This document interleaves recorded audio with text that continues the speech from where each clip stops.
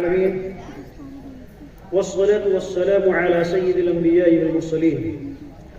أعوذ بالله من الشيطان الرجيم. بسم الله الرحمن الرحيم. قل هل يستوي الذين يعلمون والذين لا يعلمون إنما يتذكر أولو الألباب. وقال تعالى في موضع آخر: إن السمع والبصر والفؤاد كل أولئك كان عنه مسؤولا. حضرات،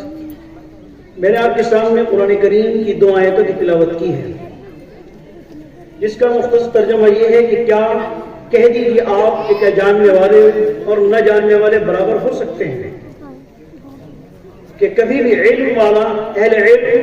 اور وہ شخص کے جو علم سے عاری ہو، علم سے کورا ہو، وہ دونوں کے دونوں برابر نہیں ہو سکتے. انسان کو اللہ تعالیٰ نے دوسری مخلوق پر جو ترجیح دی ہے، جو اس کو اشرف المخلوقات بنایا ہے، وہ اصل میں علم کی وجہ سے ہے. اللہ تعالیٰ نے انسان کو علم عطا کیا ہے، اور تمام کے تمام جانور جتنے بھی ہیں، جتنے بھی اسپیشیز ہیں، اینیملز ہیں، وہ سب کے سب ان کے اندر ایک جبلت، ایک فطرت ہوتی ہے جس کے نتیجے میں وہ اپنا کام کرتے رہتے ہیں. لیکن انسان کو اللہ تعالیٰ نے خاص طور پر علم عطا فرمایا ہے اور علم کے ذریعے سے اس کو ممتاز کیا ہے، اور اسی لیے اسے اشرف المخلوقات بنائے ہیں، کیونکہ وہ یہ جانتا ہے کہ اس کے آنے کا مقصد اس دنیا میں کیا ہے. انسان ہی کے ذہن میں سوال پیدا ہوتا ہے کہ وہ کہاں سے آیا ہے اور کیوں آیا ہے، کتنی مدت کے لیے آیا ہے، اور اس کے بعد اسے کہاں جانا ہے، اور جہاں جانا ہے تو وہاں جا کر کیا سچویشن اس کے سامنے آئیں گی، کیا کنڈیشنز ہوں گی، کیا حالات ہوں گے، اور ان حالات میں اسے ڈیل کیسے کرنا ہے، کیسے سامنا کرنا ہے. تو یہ چیز انسان کو علم کے ذریعے سے پتہ چلتی ہے کہ انسان دنیا کے اندر کیسے آیا، یہاں پر اسے کیا کرنا ہے، اور یہاں سے جانے کے بعد کون سی دنیا اس کے سامنے آنے والی ہے. ظاہر ہے کہ وہ انسان جو ان چیزوں کا علم رکھتا ہو، جو ان بنیادی چیزوں کا علم رکھتا ہو، اس شخص سے بہتر ہوگا جو اس کا علم نہیں رکھتا. انسان دنیا کے اندر بھی اگر چھوٹی سی پلاننگ کرتا ہے، چھوٹا سا کام بھی اگر کرنا چاہتا ہے، تو ہر شخص جو ہے وہ کوئی نہ کوئی پلاننگ کرتا ہے. لانگ ٹرم کی پلاننگ ہوتی ہے، شارٹ ٹرم کی پلاننگ ہوتی ہے. اگر کسی کو دہلی جانا ہے تو وہاں جانے کے انتظامات وہ کرتا ہے، سفر کے انتظامات کرتا ہے. تو اسی طریقے سے کہ انسان کے سے بالکل اس سے توقع کی جاتی ہے کہ پوری کی پوری زندگی جو اس کی اس دنیا میں گزرتی ہے، اور اس کے بعد ایک ایسی زندگی ہے جس کی کوئی لمٹ نہیں ہے، ایٹرنل لائف ہے، ہمیشہ رہنے والی ہے، جو کبھی ختم نہیں ہوگی. تو ظاہر ہے کہ اس کے لیے اسے پلاننگ کرنا ہی چاہیے. وہ دنیا کے اندر بھی صرف اپنا ایک کیریئر حاصل کرنے کے لیے 15-20 سال تک وہ تعلیم حاصل کرتا ہے دنیا کے اندر، اور بہت سارے کام کیریئر کے لیے کرتا ہے، بہت ساری چیزیں سیکھتا ہے. تو پھر ظاہر ہے کہ دوسری دنیا کے لیے بھی اس کو پلاننگ اس دنیا کے اندر کرنی چاہیے. اور یہ اسے علم کے ذریعے سے معلوم ہوتا ہے کہ پلاننگ کون سی کرنی ہے اور کون سی پلاننگ نہیں کرنی ہے، کس طریقے پر کون سا راستہ صحیح ہے، صراط مستقیم ہے، اسٹریٹ پاتھ ہے، اور کون سا راستہ ٹیڑھا میڑھا ہے، شیطان والا راستہ ہے. اس لیے اللہ تعالیٰ نے فرمایا کہ جاننے والے اور نہ جاننے والے برابر نہیں ہو سکتے. دنیا کے اندر جب بھی جس قوم کے پاس بھی علم رہا ہے، اسی کا اقتدار ہر جگہ پہ رہا ہے. آپ دیکھیں بازار پر اسی قوم کی حکومت ہے جس کے ہاتھ میں علم کی چابیاں ہیں. آپ دیکھیں گے کہ پہناوا، لباس اور تمام کے تمام خان پان کے طریقوں میں اسی قوم کا طریقہ رائج ہوتا ہے کہ جس کے پاس علم کی چابیاں اور کمان ہوتی ہے. سیاست کی کرسیاں اور گدیاں اور تخت اسی کے پاس ہوتے ہیں جس کے پاس علم کی کمان ہوتی ہے. اسی کا فکر، اسی کا طرز تمام کے تمام لوگوں پر حاوی ہوتا ہے. لوگ اس سے جڑی ہر چیز کو سمجھتے ہیں کہ شاید یہی اس کی ترقی کا راز ہے. اس کے طریقے پر پہنتے ہیں، اس کے طریقے پر کھاتے ہیں، اس کے طریقے پر خوشیاں مناتے ہیں. غرض یہ کہ رنج و غم اور شادی خوشی ہر وہ طریقہ انسان وہی اختیار کرتا ہے کہ جس قوم کے پاس علم کی، سیاست کی، بازار کی چابیاں ہوتی ہیں، اور ظاہر ہے کہ علم کے ذریعے سے آتا ہے. آپ دنیا کے اندر آج بھی بڑے لوگ پریشان ہیں، تمام کے تمام مسلمان اس دور کے اندر پریشان ہیں کہ ان کی نئی نسلیں، نئی جنریشنز یہ وہ ساری کی ساری مغربی تہذیب کی دلدادہ ہے، ویسٹرن کلچر کو فالو کر رہی ہیں. ہم یہ نہیں سمجھ پاتے کہ ہمارے اندر دھیرے دھیرے ہماری صفوں کے اندر ہر چیز سے لے کر تمام کی تمام چیزیں وہ کیوں سرایت کر رہی ہیں، وہ کیوں گھس رہی ہیں کہ جو مغربی تہذیب کے خالص غیر اسلامی تہذیب ہے، خالص غیر اسلامی چیزیں ہیں. ہمارے شادی بیاہ سے لے کر ہماری رنج و غم کے اندر ہمارے سفر، ہمارے پہننا کھانا غرضے کے اوڑھنا بچھونا، زبان، بول چال، طریقہ، فیشن، ہر وہ چیز جو مغرب سے آئی ہوتی ہے، ویسٹرن کلچر کی ہوتی ہے، تو جن لوگوں کے پاس علم کی چابی ہے انہی کے طریقے بھی ساری دنیا کے اندر رائج ہوتے ہیں۔ جب ایک وہ دور تھا کہ جب مسلمانوں کے پاس بھی حال تھا کہ مسلمانوں کا طریقہ بھی اسی طور پر رائج تھا جب علم کی چابیاں مسلمانوں کے پاس تھی، تو اس وقت میں اندلس کے اندر، اندلس آپ کو معلوم ہے کہ اندلس اسپین پورا کا پورا جو آج کل اسپین ہے، پرتگال ہے، یہ سارا کا سارا حصہ اس وقت اندلس کہلاتا تھا، اندلسیہ۔ اس وقت میں وہاں پر مسلمانوں کی حکومت تھی، اموی حکومت سب سے پہلے وہاں پر قائم ہوئی تھی۔ مسلمانوں نے تقریباً وہاں پر 810 تک حکومت کی تھی۔ جب مسلمانوں کے پاس علم کی چابیاں تھی، اقتدار ان کا تھا، بازار ان کا تھا، ہر چیز ان کی تھی، تو جو دوسرے غیر مسلم ہوتے تھے، خاص طور پر کرسچنز، ان کے نوجوان مسلمانوں کو کاپی کرنا چاہتے تھے، ان کا اسٹائل اپنانا چاہتے تھے، ان کے ٹرینڈز کو، ان کے فیشن کو فالو کرتے تھے۔ وہاں کے پادری بڑے پریشان تھے۔ امریکہ کا مشہور مورخ ہے بل ڈورن، اس نے ایک بہت مفصل کتاب لکھی ہے، تقریباً 4500 پیج میں، جس کا نام ہے ہسٹوری آف سویلائزیشن، یعنی تمام کی تمام تہذیبوں، سبھیتاؤں اور سنسکرتیوں کی کہانیاں، یعنی دنیا کے اندر جتنے بھی کلچر، تہذیب، سبھیتائیں، سنسکرتی آئی ہیں، ان کی تمام کی کہانی کو اس نے بیان کیا، تقریباً 10-12 جلدوں میں لکھی ہے، 4500 صفحات پر ہے۔ اس نے اپنی اس کتاب کے اندر لکھا ہے کہ اندلس کے پادری بڑے پریشان تھے اپنے نوجوان عیسائیوں کو لے کر، چونکہ نوجوان عیسائی کیا کرتے تھے کہ ان کو باقاعدہ چرچ میں، کلیسا میں پکڑ کر لایا جاتا تھا اور ان سے کہا جاتا تھا کہ آپ یہاں پر انجیل کو، بائبل کو، اولڈ ٹیسٹمنٹ، نیو ٹیسٹمنٹ، اس کا علم حاصل کریں اور اپنا مذہبی علم حاصل کرتے ہوئے اپنا جو خاص لباس ہے، خاص عیسائیوں کا جو لباس تھا، اس لباس کو زیب تن کریں، اس کو اختیار کریں۔ لیکن وہ نوجوان چپ کے اپنی جگہ سے نکل کر مسلمانوں کی درسگاہوں میں جا کے بیٹھتے تھے، ان کی کلاسز میں بیٹھتے تھے اور وہاں جا کے عربی زبان سیکھنا چاہتے تھے، لیٹن زبان نہیں سیکھنا چاہتے تھے جو ان کی اپنی مذہبی زبان تھی۔ تو اس پادری بڑی شکایت کرتے ہیں کہ عیسائی نوجوانوں کے اندر لیٹن زبان کو چھوڑ کر عربی زبان کو سیکھنے کا رجحان کیوں بڑھ رہا ہے؟ وہ اپنے عیسائی طرز کے، پادریوں کے طریقے پر جو ان کا مذہبی لباس ہے اسے چھوڑ کر وہ کیوں مسلمانوں کا جبہ اور دستار اور شمام جو اوپر لگاتے ہیں، وہ اس طرح کا جبہ دستار کیوں پہننا چاہتے ہیں؟ انہیں بڑی اس سے بڑا رنج ہوتا تھا اور اس کے لیے وہ بڑی پلاننگ کرتے تھے کہ جیسے آج کل مسلمان اس چیز سے پریشان ہیں کہ مسلمانوں کی نئی جنریشن کو تمام کی تمام مصیبتیں، فساد اور آفات گھر پر آئی ہیں جو ایک بالکل غیر اسلامی کلچر، اس کی تہذیب کا حصہ ہے۔ تو اسی لیے وہ کہتا ہے کہ اصل میں اس کی وجہ یہ تھی کہ مسلمانوں کے پاس علم کی چابیاں تھیں، علم کی کمان مسلمانوں کے ہاتھ میں تھی، تو ظاہر ہے کہ اس کی وجہ سے سیاست بھی مسلمانوں کے ہاتھ میں تھی، حکومت ان کے پاس تھی، بازار ان کے پاس تھا، جتنی بھی جابس ہوتی تھی، نوکریاں ہوتی تھی وہ مسلمانوں کے یہاں ملتی تھی، عربی زبان کو سیکھنے پر سرکاری عہدے ملتے تھے، سرکاری پوسٹ ملا کرتی تھی، غرض یہ کہ کھان پان ہر طریقہ مسلمانوں کا ہی رائج ہونے لگا تھا کیونکہ ان کے پاس علم کی چابیاں تھیں۔ لیکن جب مسلمانوں سے علم کی چابیاں 1000 سال کے اندر دھیرے دھیرے نکل گئی اور اس کی وجہ کیا ہوئی تھی؟ میں نے دوسری آیت جو پڑھی آپ کے سامنے، اس میں اس کی طرف اشارہ وہ کچھ مفسرین نے کیا، ان السمع والبصر والفؤاد كل اولئک كان عنه مسؤولا، کہ تین چیزیں انسان کے اندر علم حاصل کرنے کے لیے انسان کو تین چیزوں کا اس کا ذکر کیا گیا۔ ایک ہوتا ہے سننے کی قوت، جو یعنی کان کا استعمال، سننے کی قوت جو ہوتی ہے، اور ایک ہوتا ہے دیکھنے کی قوت، بصارت، یعنی ویزیبلٹی، جو آپ کو چیزوں کو دیکھ کر علم حاصل کرتے ہیں، اور ایک ہوتا ہے کہ دل اور دماغ سے آدمی سمجھ کر علم حاصل کرتا ہے۔ ان تینوں کے بارے میں اللہ تعالیٰ نے بھی کہا ہے کہ ان کے بارے میں سوال کیا جائے گا کہ ان تینوں کو کہاں استعمال کیا۔ مفسرین نے کہا ہے اس علم کے تین ذریعے، تین سورسز کی طرف اشارہ ہے کہ انسان تین طریقے سے علم حاصل کرتا ہے، سن کر، دیکھ کر اور سوچ کر۔ اور اس کے اندر کس طرح علم حاصل کرتا ہے؟ سن کر وہ علم حاصل کیا جاتا ہے جو آپ کا تاریخ کا علم ہوتا ہے، ہسٹری کا جو علم ہوتا ہے، پرانے لوگوں کے جو تجربات ہیں، اس کا مطلب ہے سنا ہوا پرانے لوگوں سے، چاہے وہ اب لکھ لیا گیا ہے، یعنی پرانے لوگوں سے جو علم آپ نے حاصل کیا ہے وہ اصل میں سن کر علم حاصل کیا ہے۔ تو علم کے لیے ضروری یہ ہے کہ آپ کے پاس علم کی چابی اس وقت آئے گی اور اس کے نتیجے میں سیاست اور بازار کی چابی اس وقت آئے گی کہ جب آپ نے پرانے لوگوں کے علم کو چھوڑا نہ ہو، بلکہ آج تک آپ کے پرانے آباء و اجداد نے جتنی بھی وراثت علم کی ہے وہ ساری کی ساری آپ نے اپنے پاس جمع کر لی ہو، اس کو چھوڑنا نہیں ہے۔ کیونکہ آج کل یہ بھی چل رہا ہے کہ ہر پرانی چیز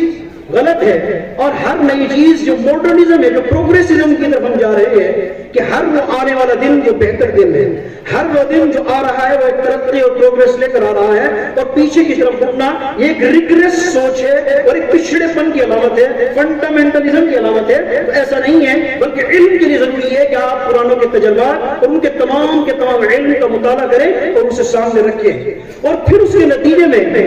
کچھ لوگ یہ کہتے ہیں کہ صرف ماضی کی طرف چلا جائے, جو پرانا علم ہے صرف اس کو حاصل کیا جائے, موجودہ دور سے بالکل نظر چرا لی جائے, یہ نہ دیکھا جائے کہ آپ کے آس پاس کیا ہو رہا ہے. وہ ہر نئی چیز کے دشمن ہوتے ہیں, وہ بالکل ماضی کو پکڑے رہنا چاہتے ہیں اس طور پر کہ ماضی کو پکڑ کر, پاس کو پکڑ کر اپنے فیوچر اور مستقبل اور اب ماضی پریزنٹ اور حال کو بھول جائیں. تو ایسا بھی نہیں ہے. قرآن نے کہا والبصر, یعنی آپ کو سننے کے ساتھ, قرآن علم کو سننے کے ساتھ آنکھیں بھی بند نہیں کرنی ہے, بلکہ اپنی آنکھوں کو موجودہ دور کے اندر کھلا رکھنا ہے. یہ دیکھنا ہے کہ آپ کے آس پاس کیا ہو رہا ہے, آپ کے آس پاس جو چل رہا ہے اس کا مشاہدہ کرنا ہے, اس کا آبزرویشن کرنا ہے, اس کو غور سے دیکھنا ہے, اور اپنے آس پاس کی چیزوں کو دیکھ کر جو آپ کچھ حاصل کر رہے ہیں اس کو اس کے ساتھ ملا دینا ہے جو پیچھے کے تجربات ہیں. جب پرانے لوگوں کے تجربات کو اپنے آس پاس موجودہ دور کی چیزوں کے ساتھ ملا کر ایک ساتھ ان کا ایک سنگم, ایک حسین سنگم اور امتزاج بنایا جائے گا,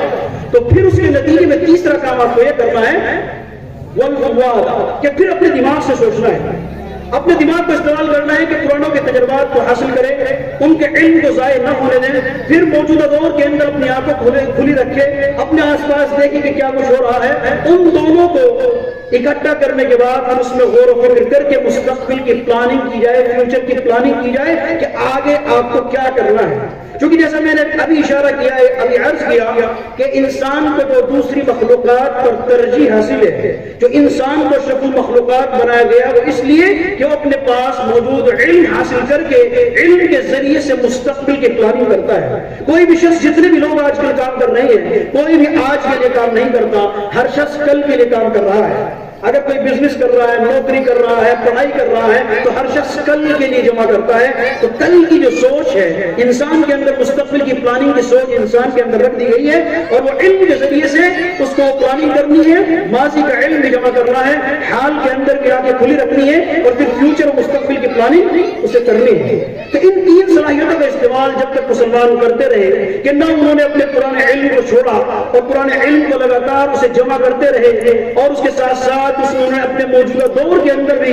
اپنی آنکھوں کو کھلا رکھا اور مستقبل کے لیے پلاننگ کرتے رہے, تو جب تک یہ تین صلاحیتیں انسان نے, مسلمانوں نے استعمال کی, 1000 سال سے زیادہ عرصے تک پوری دنیا کے اندر ان کے پاس علم کی چابیاں رہی, حکومت کی چابیاں رہی, بازار کی چابیاں رہی, کھان پان میں, ہر چیز میں, زبان میں, ہر چیز میں انہی کا طریقہ چلتا تھا. اس کو ایک انگریزی زبان کے اندر اسے بولتے ہیں سافٹ پاور, ایک ہوتا ہے ہارڈ پاور. ہارڈ پاور کا مطلب یہ ہوتا ہے کہ آپ کے پاس بہت ملٹری کی طاقت ہے, ہتھیاروں کی قوت ہے, انسانوں کی بہت بڑی تعداد ہے, جس کے ذریعے سے آپ دوسروں کو مغلوب کر سکتے ہیں اور دوسروں کو کنٹرول کر سکتے ہیں. ایک ہوتی ہے سافٹ پاور. سافٹ پاور کا مطلب یہ ہوتا ہے کہ آپ ڈائریکٹلی کسی سے, براہ راست کسی سے طاقت کا مقابلہ نہیں کرتے, بلکہ آپ علم کے ذریعے سے وہاں آتے ہیں, تہذیب کے ذریعے سے آتے ہیں, زبان کے ذریعے سے آپ اپنا کنٹرول حاصل کرتے ہیں, اور آپ کو سافٹ پاور اس وقت حاصل ہوتی ہے. سافٹ پاور کی حکومت دماغوں پر ہوتی ہے, دلوں پر ہوتی ہے, کہ آپ کے کہے بغیر وہ شخص آپ کے طریقے پر چلنے لگتا ہے. جبکہ ہارڈ پاور کے اندر آپ صرف اور صرف لوگوں کو مار سکتے ہیں, زبردستی غلام بنا سکتے ہیں, لیکن دلوں پر حکومت اور دماغوں پر حکومت جو ہوتی ہے وہ سافٹ پاور کے ذریعے ہوتی ہے, اور سافٹ پاور انسان کو حاصل ہوتی ہے علم کے ذریعے سے. تو مسلمانوں نے 1000 سال تک جب ان کے پاس یہ رہا تو مسلمانوں کی حکومت ہر جگہ رہی, لیکن دھیرے دھیرے مسلمانوں کے اندر کمیاں آنی شروع ہوئی, انہوں نے ان تین صلاحیتوں سے کام لینا چھوڑ دیا. کچھ لوگ صرف ماضی سے چپک کر بیٹھ گئے, کچھ لوگوں نے صرف موجودہ دور ہی کو ترجیح دی اور ماضی سے آگے بند کر لی. نتیجہ یہ ہوا کہ مسلمانوں کی ساری میراث لگاتار لٹتی چلی گئی. اگر آپ مسلمان تاریخ کے اندر دیکھیں, آپ کو لگ رہا ہوگا کہ میں ایسے ہی صرف جنرل اسٹیٹمنٹ دے کے ایسے ہی بات کر رہا ہوں. آپ کو معلوم ہونا چاہیے کہ کیمسٹری جو آج کے دور کے سائنس کے اندر ایک بہت بڑی برانچ ہے, اس کی جو سب سے پہلی شروعات کی تھی وہ خالد بن زید جو اموی شہزادہ تھا. کیمسٹری کا بانی وہ کہا جاتا ہے, لیکن بہت کم مسلمانوں کو پتا ہوگا, چونکہ زیادہ تر علم کے جتنے بھی شروعات کرنے والے ہیں, ہمیں نیوٹن, آئنسٹائن وغیرہ کے بارے میں معلوم ہے, لیکن ہمیں خالد بن زید کے بارے میں بہت کم معلوم ہوگا. اسی طرح سے مسلمانوں کا ایک بہت بڑا سائنٹسٹ یعقوب الکندی گزرا ہے جس نے تقریباً 265 کتابیں علوم کے بارے میں لکھی تھی، اور اس کی اکثر کتابیں آج گم ہو چکی ہیں، لاس ہو چکی ہیں۔ ایک ابو بکر رازی مسلمانوں کے اندر ایک بہت بڑا ڈاکٹر گزرا ہے، طبیب گزرا ہے، اور بہت بڑا سائنٹسٹ گزرا ہے۔ یہ وہ شخص تھا جس نے پہلے آپ کے اندر جو گھروں میں ہر جگہ رکھا جاتا ہے فرسٹ ایڈ باکس، یعنی اگر کسی کو بھی کوئی دقت ہو جائے، چھوٹی موٹی بیماری ہو جائے، تو سب سے پہلے جو دوا دی جاتی ہے، پٹی وغیرہ کرائی جاتی ہے، اسے فرسٹ ایڈ باکس کہتے ہیں۔ تو فرسٹ ایڈ باکس کی شروعات رازی نے کی ہے۔ جو آج کل کے آپ ایم بی بی ایس کا امتحان پاس کرتے ہیں، نیٹ کو کوالیفائی کرتے ہیں، ایم بی بی ایس باقاعدہ ایم بی بی ایس کی ڈگری حاصل کرتے ہیں 4-5 سال کے اندر، سب سے پہلے میڈیکل کے اندر ڈگری دینے کا جو سسٹم شروع ہوا تھا وہ ابو بکر رازی نے ہی شروع کیا تھا۔ بغداد کے اندر ایک ہاسپٹل کے اندر باقاعدہ اسی نے سرٹیفکیٹ اور سند کا استعمال شروع کیا تھا۔ اس سے پہلے جو شخص بھی چاہتا تھا جس کا علاج کر دیتا تھا، کوئی بھی شخص جس پر لوگوں کا اعتماد ہو، بغیر ڈگری کے، بغیر سند کے، بغیر سرٹیفکیٹ کے لوگوں کا علاج کرتا تھا۔ لیکن ابو بکر رازی نے باقاعدہ ایک سسٹم کو اسٹیبلش کیا، اور باقاعدہ اس نے کہا کہ جب تک ہمارے یہاں سے کوئی شخص سرٹیفائڈ نہ ہو جائے اور اس کو باقاعدہ سند نہ دی جائے، اس وقت تک وہ پریکٹس نہیں کر سکتا، کلینک نہیں کھول سکتا، میڈیکل پریکٹس نہیں کر سکتا، دوا نہیں دے سکتا۔ اگر دیا جائے گا تو اس کو فوراً ایک غیر قانونی مان کر اس کے خلاف کارروائی کی جائے گی۔ تو ابو بکر رازی وہ شخص ہے کہ جس نے کہا۔ اسی کے ساتھ ساتھ ابو بکر رازی نے سب سے پہلے بتایا تھا کہ زمین جو ہے یہ باقاعدہ ایسا نہیں ہے کہ ایک فرش بچھا ہوا ہے، ہم اس کے اوپر کھڑے ہیں، بلکہ جس طریقے سے دوسرے پلانٹس ہیں، بہت سارے سیاروں کی طرح زمین بھی فضا کے اندر، اسپیس کے اندر ایک گولا ہے جو گھوم رہا ہے۔ یہ سب سے پہلے ابو بکر رازی نے بتایا تھا کہ زمین بھی باقاعدہ اسپیس میں ایک گولے کی طرح گھوم رہی ہے، لیکن یہ زمین سورج کے ارد گرد گھومتی ہے، یہ سورج زمین کے ارد گرد گھومتا ہے۔ اس کو سب سے پہلے ایک مسلمان، دوسرا مسلمان مفکر تھا ابن مسکوی۔ ابن مسکوی نے بتایا کہ زمین اصل میں سورج کے ارد گرد گھومتی ہے، سورج زمین کے ارد گرد نہیں گھومتا ہے۔ عیسائیوں کا نظریہ یہ تھا کہ اصل میں زمین ہی تمام کے تمام سولر سسٹم کا، تمام کائنات کا سینٹر زمین ہے، اور اس کی وجہ یہ تھی کہ وہ عیسیٰ علیہ السلام جن کو وہ خدا کا درجہ دیتے ہیں، وہ زمین کے اندر آئے ہیں، اور ان کے حساب سے عیسیٰ علیہ السلام کو شہید بھی کر دیا گیا تھا، ان کی قبر بھی فلسطین میں ان کے حساب سے بن گئی تھی۔ تو اس اعتبار سے چونکہ گاڈ یا خدا جس کو وہ عیسیٰ علیہ السلام کے کہتے ہیں، عیسیٰ علیہ السلام کو خدا کہتے ہیں، وہ زمین پر آیا تو ظاہر ہے کہ کائنات کا جو سینٹر ہے، پورے یونیورس کا جو سینٹر ہے، پوری دنیا کا جو سینٹر ہے وہ زمین ہے، اور سورج اس کے ارد گرد چکر لگاتا ہے۔ لہٰذا یہی نظریہ بطلیموس ایک یونانی تھا، اس نے اختیار کیا تھا۔ لیکن جب ایک عیسائی نے سب سے پہلے، ایک عیسائی سائنٹسٹ نے کہنے کی جرت کی، کوپرنیکس نے، کہ زمین سورج کے ارد گرد گھومتی ہے، سورج نہیں گھومتا، تو اس کو باقاعدہ سزا دی گئی کہ اس کو باقاعدہ موت کی سزا سنائی گئی کلیسا کی طرف سے، چرچ کی طرف سے، چونکہ انہوں نے کہا کہ عیسائی عقیدے کے خلاف ہے۔ لیکن اس سے پہلے باقاعدہ ابن مسکوی اعلان کر چکا تھا کہ زمین سورج کے ارد گرد گھومتی ہے، اور اس سے کسی اسلامی عقیدے پر کوئی فرق نہیں پڑتا۔ کائنات کے سردار محمد رسول اللہ صلی اللہ علیہ وسلم اگرچہ زمین پر تشریف لائے ہیں، اور آپ اسی زمین پر تشریف فرمائیں، آپ کی قبر شریف یہیں پر ہے، لیکن اس کا مطلب صرف یہ نہیں ہے کہ سورج زمین کے ارد گرد گھوم رہا ہے، اور کسی مسلمان نے اس کی کوئی مخالفت نہیں کی، کیونکہ مسلمانوں میں اس وقت علم کی چابیاں ان کے پاس تھی، جو علم کی بات آتی تھی اس کو قبول کیا جاتا تھا، ایسا نہیں کہ صرف بلا وجہ کے مفروضوں کی وجہ سے اس کو رد کر دیا جائے گا۔ تو امام ابو بکر رازی نے سب سے پہلا یہ کام کیا۔ اس کے بعد جو آپ کی جو خسرہ ہے اور کانٹی ہے، ان کا علاج، چیچک کا علاج جس کو ہم ماتا کے نام سے آج جانتے ہیں، چکن پاکس کہتے ہیں، اس کا علاج، چیچک کا علاج سب سے پہلے ابو بکر رازی نے ہی دنیا کے سامنے پیش کیا تھا۔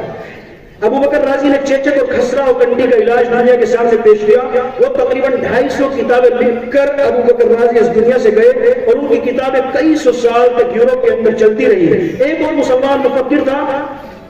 ابن الہیثم۔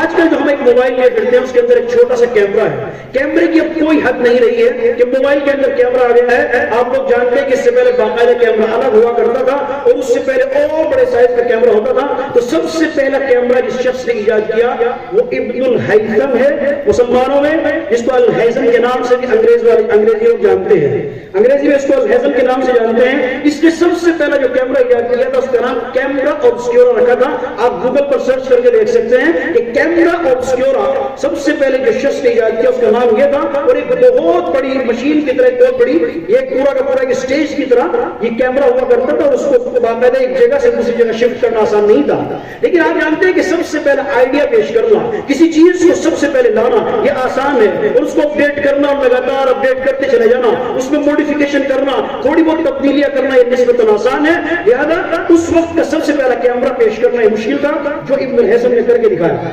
ابن الحزم نے سب سے پہلے کہا کہ اصل میں علم کے اندر انڈکٹیو ریزننگ کو اس نے فروغ دیا، یعنی مطلب تجربات کی بیس پر پہلے ہم تجربات کریں گے، ریسرچ کریں گے، اس کے بعد کوئی قانون بنائیں گے. آج کل فزکس کے اندر جو دور چل رہا ہے سائنس کے اندر، سائنس کا طریقہ یہ ہے کہ انڈکٹیو ریزننگ اس میں چلتی ہے، یعنی پہلے تجربات کیے جاتے ہیں دسیوں جگہ پر، پھر اس سے اصول، ایک قانون، ایک لا، ایک قاعدہ نکالا جاتا ہے. تو یہی طریقہ سب سے پہلے اپنایا تھا ابن الحزم نے. ابن الحزم نے سب سے پہلے یہ بتایا کہ ہماری زمین جو ہے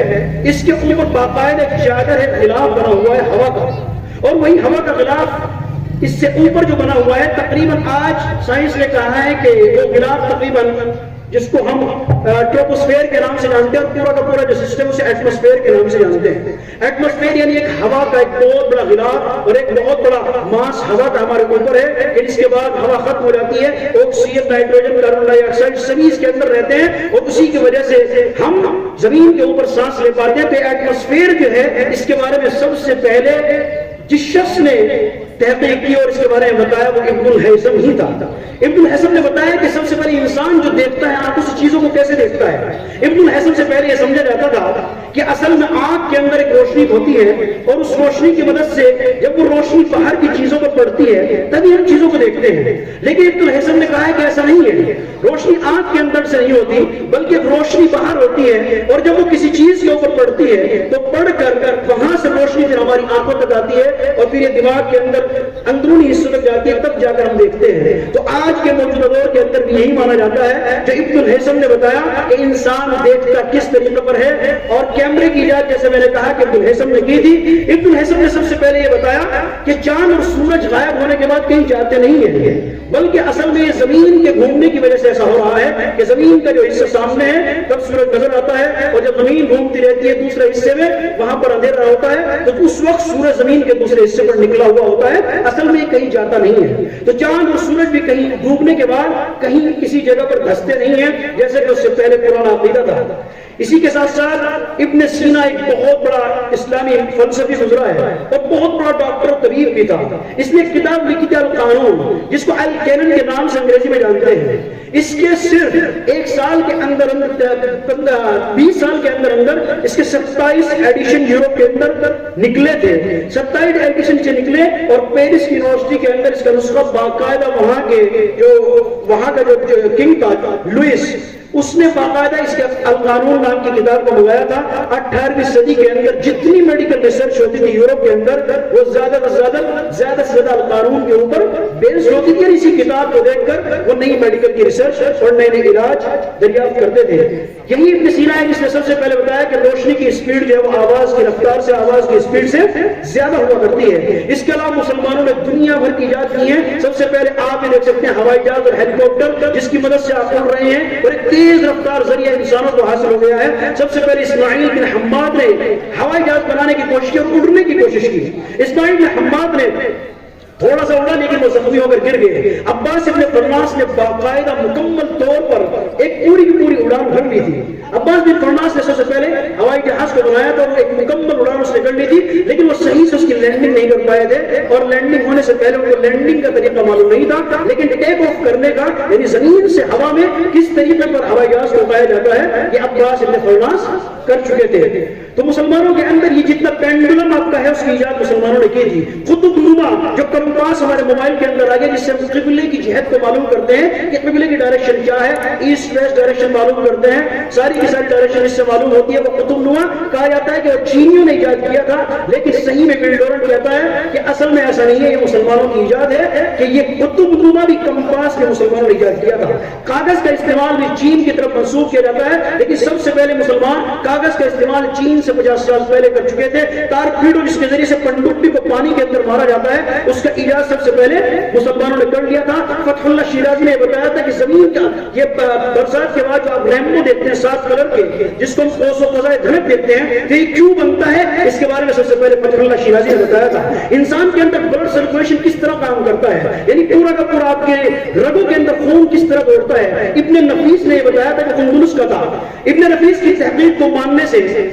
بہت عرصے تک یورپ انکار کرتا رہا، لیکن 1959 اندر باقاعدہ لندن کے اندر ایک کانفرنس ہوتی ہے جس میں اس بات کو مانا جاتا ہے کہ بلڈ سرکولیشن کا جو سسٹم ہے سب سے پہلے ابن نفیس نے ہی اس کو بتایا تھا اور اس کا اعتراف کر لیا جاتا ہے. سب سے پہلی جو ڈلیوری جو ہوتی ہے حمل کے دوران جو بچہ جنمتا ہے اور اس کے ذریعے سے جو سب سے پہلے ڈلیوری کے ذریعے سے ایک بچے کی پیدائش کا جو سب سے پہلے جو پیدائش ہوئی وہ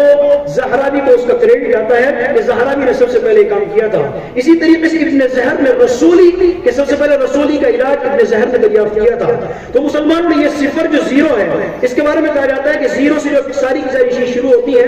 اور زیادہ تر عام نظریہ یہ ہے کہ ہندوستان میں اس کی شروعات ہوئی ہے. لیکن ہندوستان میں جو سب سے پہلے ریکارڈ معلوم ریکارڈ کے مطابق تقریباً 1076 کے قریب ہندوستان میں گوالیئر کے اندر جو دستاویز ملتے ہیں اس سے معلوم ہوتا ہے کہ زیرو کا استعمال وہاں ہوا ہے. لیکن اس سے 100 سال پہلے تقریباً 973-74 کے اندر مسلمانوں کے یہاں باقاعدہ زیرو کا استعمال مل چکا تھا. البیرونی نے باقاعدہ پانی کے سسٹم کو ہائیڈرو ڈائنامکس کے اندر وہ بہت زبردست قسم کا ماہر تھا اور اس نے پانی کے اوجات پانی کے طریقے کس طریقے کو پانی کے اندر کرنٹ چلتے ہیں. آپ کو معلوم ہوگا کہ اوشن جو پانی ہوتا ہے اوشن کا جو پانی ہوتا ہے سمندر کا اس کے اندر جو موومنٹ لگاتار ہوتا ہے اس میں کوئی ویوز ہوتی ہیں کوئی کرنٹس ہوتا ہے. تو ان کے بارے میں سب سے پہلے دنیا کو متعارف کرایا اس شخص کا نام تھا البیرونی جو محمود غزنوی کے ساتھ ہندوستان میں آیا تھا. محمود غزنوی ابن سینا کو اپنے ساتھ لانا چاہتا تھا لیکن ابن سینا نے کسی عذر کی وجہ سے وہ پیچھے رہ گیا. البیرونی نے ہندوستان کے بارے میں کئی سال رہ کر سب سے پہلے جو زمین کی پیمائش کی یعنی زمین کل ملا کر کتنا اس کا رقبہ ہے پوری کی پوری زمین کتنے ایریا میں ہے کتنے تو اس کے بارے میں سب سے پہلے البیرونی نے باقاعدہ بتایا تھا. ایک مسلمان جس نے سب سے پہلے زمین کا نقشہ بنایا وہ الادریسی تھا. الادریسی کو اٹلی کے بادشاہ ریجنٹ نے باقاعدہ اپنے پاس رکھا تھا اور زمین کے نقشے سے بنوائے تھے. ہندوستان کی دریافت جس شخص نے کی اس کا نام تھا Vasco da Gama. Vasco da Gama یہ پرتگال سے ہوتا ہوا سب سے پہلے گوا کے اندر آیا تھا اور اس کو سمندر کے اندر یورپ سے ہندوستان کا راستہ تلاش کرنے کے لیے نکلا تھا اور یہ شخص سب سے پہلے کامیاب ہوا. آپ کو پتا ہے کہ کس شخص نے وہ نقشے بنا کر دیے تھے؟ ایک مسلمان احمد نے وہ نقشے بنا کر دیے تھے جس کی مدد سے واسکو ڈی گاما نے ہندوستان کو دریافت کیا تھا اس کو ڈسکور کیا تھا. آج ساری دنیا امریکہ کو جانتی ہے. امریکہ کی دریافت کے بارے میں آتا ہے کہ امریکہ کو ڈسکور کولمبس نے کیا ہے. کولمبس نے 1492 کے اندر امریکہ کی طرف وہ سب سے پہلے ہندوستان کا راستہ ڈھونڈنے نکلا تھا لیکن وہ امریکہ پہنچ جاتا ہے اور امریکہ جو پہنچا ہے تو وہ ایک مسلمان سی احمد نے وہ نقشے بنائے تھے جن کی مدد سے کولمبس نے امریکہ کو دریافت کیا تھا. تو دنیا کے اندر اگر آپ زیادہ تر چیزیں دیکھیں گے تو آپ کو معلوم ہوگا کہ ان کی شروعات مسلمانوں کے ذریعے ہو چکی تھی. لیکن ایک مسلمان لڑکا آج کل جب پڑھتا ہے تو وہ پڑھ کر دیکھتا ہے کہ اپنے اسکول کے اندر وہ پڑھتا ہے یونیورسٹی کے اندر وہ جاتا ہے وہاں دیکھتا ہے کہ اس کے پاس کوئی بھی چیز ایسی نہیں ہے. جیسے میرے سامنے مائک ہے لائٹ ہے یہاں پر جتنی بھی چیزیں ہیں ایک انسان جب دیکھتا ہے کہ ان میں سے کوئی بھی چیز تو مسلمان کی بنائی ہوئی نہیں ہے. وہ جب ان کے موجد کے بارے میں معلوم کرتا ہے کہ کس نے ان کو آوشکار کیا ہے کس نے ان کا انوینشن کیا ہے کس نے ان کو ایجاد کیا ہے تو اسے معلوم ہوتا ہے کہ کوئی انگریزی نام ہے تو اسے ایک قسم کا احساس کمتری ہوتا ہے انفیریورٹی کمپلیکس ہوتا ہے. وہ سوچتا ہے کہ شاید ہم نے مسلمانوں نے دنیا کو کچھ نہیں دیا ہے ہم تو دسترخوان پر اگر بیٹھ گئے اور وہاں سے کھانا کھانے کے لیے آ گئے ہمارا اس کھانے میں کوئی کنٹریبیوشن نہیں ہے کوئی حصہ نہیں ہے. لیکن مسلمان اگر اپنی اس تاریخ کو دیکھیں انہیں معلوم ہوگا کہ جب تک وہ سننے کی صلاحیت سے سننے کی طاقت سے دیکھنے کی صلاحیتوں سے اور سوچنے اور سمجھنے کی صلاحیتوں کو استعمال کرتے رہے تو علم کی چابیاں ان کے پاس رہی اور علم کی چابیاں جب تک ان کے پاس رہی وہ دنیا کے لیے بھی کارآمد رہے اور آخرت میں تو کارآمد ہے ہی. کیونکہ حدیث کے اندر آتا ہے خیر الناس من ينفع الناس سب سے بہترین انسان وہ ہیں جو لوگوں کے کام آتے ہیں لوگوں کے فائدے کی چیزیں پیش کرتے ہیں. اور مسلمانوں نے سب سے زیادہ یہ چیزیں پیش کی جو لوگوں کے کام آئی. لیکن آج مسلمان کو یہ پتہ نہیں ہے تو اسی کے لیے کہ دوبارہ سے وہ ماضی لوٹ کر آئے جس میں مسلمانوں کے پاس علم کی چابیاں تھیں جہاں وہ سمع بصر اور فؤاد سننے دیکھنے اور سوچنے کی صلاحیتوں سے کام لیتے تھے. دوبارہ سے پھر اس ماضی کو واپس حاصل کرنے کے لیے ہم دعوے تو بہت کرتے ہیں لیکن اس دعووں کو باقاعدہ عملی جامہ پہنانے کی بہت کم کوشش ہوتی ہے. لیکن اس سلسلے میں ایک چھوٹی سی کوشش جہاں سے میں آیا ہوں پھولت آپ کے برابر میں ہے وہاں پر ایک چھوٹی سی کوشش اس سلسلے میں شروع کی گئی ہے. ہم لوگ اس پر کام کر رہے ہیں. ہم اس کا نام ویژن انٹرنیشنل اکیڈمی ہے. 2017 میں یہ ادارہ اس لیے قائم کیا گیا تھا کہ پھر سے وہ مسلمان کے جو علم دین بھی جن کو حاصل ہے، جو حفظ کر چکے ہیں، قرآن پاک کو اپنے سینوں میں بسا چکے ہیں، ان کو ساتھ ساتھ اس بات کے بارے میں بتایا جائے کہ مستقبل کے لیے پلاننگ ان کو کیسے کرنی ہے، انہیں اپنے ماضی کے بارے میں یاد دلایا جائے کہ اب تک مسلمانوں نے کیا کیا کیا ہے اور مستقبل میں مسلمانوں سے کو کیا کچھ کرنا ہے۔ یہاں پر ہم حافظ بچوں کو اسی لیے لیتے ہیں تاکہ ان کے اندر ایک اسلامی ٹچ بھی ہو، وہ اسلام کا ایک نمونہ بنے، اس کا نمائندہ بنے، ایک اس کا ریپرزینٹیٹو بنے، اور پھر عصری تعلیم اور ماڈرن ایجوکیشن بھی حاصل کرے، جس طریقے سے یورپ نے تمام کی تمام مسلمانوں کی عربی کتابوں کو اپنی لاطینی زبان میں ترجمہ کرا کے اور پھر وہ سارا کا سارا اس کے اوپر اضافہ کرنا شروع کیا اور اپنی طرف منسوخ کر لیا کہ ساری چیزیں ہماری ہیں، تو پھر سے وہی وقت ہے کہ ہمیں بھی وہ طریقہ اپنانا پڑے گا کہ عصری تعلیم کو دین کے ساتھ حاصل کر کے پھر دوبارہ سے اپنے اس ماضی رفتہ کو، اپنے اس عظمت رفتہ کو دوبارہ سے ہمیں حاصل کرنا پڑے گا۔ اسی کے لیے ایک چھوٹی سی کوشش ہے، اس کے سلسلے میں ہم آئے ہیں کہ ہم آپ کو بتا دیں کہ یہاں پر حافظوں کو 5 سال کے قریب مدت میں CBSE بورڈ سے الحمدللہ 12ویں تک کی تعلیم دی جاتی ہے۔ ان میں خاص طور پر یہ بھی بتایا جاتا ہے کہ مسلمانوں کا کنٹریبیوشن تاریخ میں کیا رہا ہے، ان کے اندر تاکہ احساس کمتری نہ ہو، ان کو ساتھ ساتھ اچھی عصری تعلیم سے آراستہ کرنے کے ساتھ ساتھ اپنی پوری تاریخ ان کو یاد کرائی جاتی ہے، اس کو اچھی طریقے سے انہیں باور کرایا جاتا ہے تاکہ ایک ایسے مسلمان نوجوان تیار ہو سکے کہ جب وہ جائیں تو لوگوں کو بتا سکیں کہ ہم نے ماضی کے اندر ہمارے بڑوں نے یہ دنیا کو دیا ہے اور ہم مستقبل کے اندر بھی، فیوچر میں بھی یہ چیزیں دینے کی صلاحیت رکھتے ہیں اور یہ چیزیں دے سکتے ہیں۔ تو اسی سلسلے میں میری آپ حضرات سے گزارش ہے کہ آپ حضرات بالکل آپ کے قریب میں گاؤں کھلت ہے، وہاں پر آئیں، اس ادارے کے اندر دیکھیں، اگر آپ کے بچے حافظ ہیں اور وہ عصری تعلیم بھی دینی تعلیم کے ساتھ اچھی حاصل کرنا چاہتے ہیں، کوالٹی بھی حاصل کرنا چاہتے ہیں، تو اس ادارے کے بارے میں جانیں اور وہاں آ کر اپنے بچوں کو دین اور دنیا دونوں کی بہترین تعلیم حاصل کرائیں تاکہ وہ بھی دنیا کو پھر سے دوبارہ سے مسلمانوں کے اسی ماضی کو لوٹانے میں مدد کر سکے۔ ہمارے ساتھ یہاں حضرات آئے، ہمارا بینر بھی باہر لگا ہے، اس میں ہمارے ساتھ مفتی نصیر صاحب اور ہمارے دوسرے ساتھی بھی ہیں کہ ان سے آپ مزید جانکاری بھی حاصل کر سکتے ہیں، پمفلیٹ بھی لے سکتے ہیں اور مزید اور وہیں قریب میں جا کر آپ بھی دیکھ بھی سکتے ہیں۔ میں بس وقت ہو گیا ہے، میں اپنی بات کو مختصراً انہی باتوں پر ختم کرتا ہوں۔ جزاک اللہ، السلام علیکم۔